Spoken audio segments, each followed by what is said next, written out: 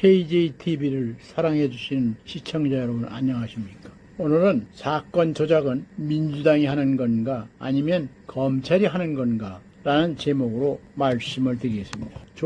전 조국혁신당 대표 등 여권 인사들이 대거 사면된 이후 민주당의 검찰 조작 기소 대응 태스크포스가 불법 대북 송금이라든가 대장동 비리, 김용 전 민주연구원 부원장 불법 정치자금 수수, 또 알펜시아 리조트 입찰 비리 등 4개의 사건을 조작으로 규정, 검찰을 항해 공소 취소를 압박하고 나섰습니다. 이 가운데 대북 송금이라든가 대장동 비리 사건은 이재명 대표도 기소된 사건입니다.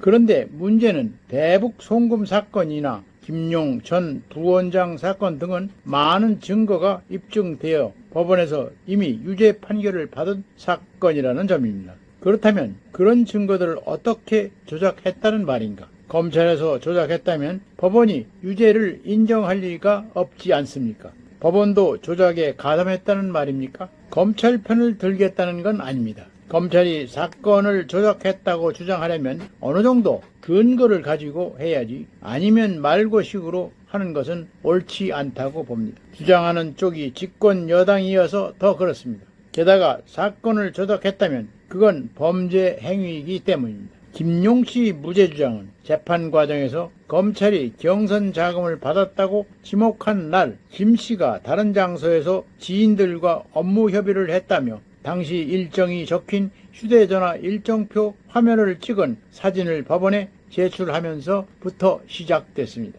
하지만 그 사실 주장은 가짜로 드러나 당사자가 구속까지 됐습니다. 그런데도 민주당은 자기 편의 조작에 눈을 감고 검찰이 조작했다고 우기고 있습니다. 그 근거는 김씨가 해당 시간대 다른 장소에 있었다며 2심 때 제출한 구글 타임라인 기록입니다. 하지만 이 기록도 이미 2심 재판부가 수정한 흔적이 발견된다며 증거로 받아들이지 않았습니다.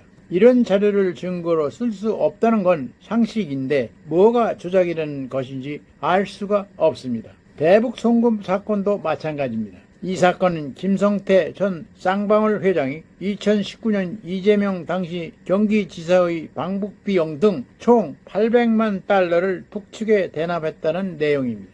이 과정에 관여한 이화영 전 경기도 부지사는 대법원에서 징역 7년 8개월이 확정돼 복역 중에 있습니다. 쌍방울 임직원들은 자금 밀반출을 인정했고 김 전 회장은 돈을 건네고 북측 인사에게서 받았다는 영수증을 제출했습니다. 그런데 재판 과정에서 민주당 인사들이 이화영 씨 측과 접촉한 뒤에 대북 송금을 당시 이재명 지사에게 보고했다고 한 진술을 번복했으며 검찰청에서 술을 먹고 회유를 받았다고 주장을 해왔었습니다. 그리고 검찰이 부인하는 증거를 내놓자 음주 일시라든가 장소뿐 아니라 음주 여부까지도 말을 바꿨습니다. 그런 상황에서 민주당은 청문회를 열어서 국회를 이 씨의 변론장으로 만들기도 했습니다. 민주당은 피의자로 3년째 해외 도피 중인 배상윤 KH 회장이 지난달 방송 인터뷰에서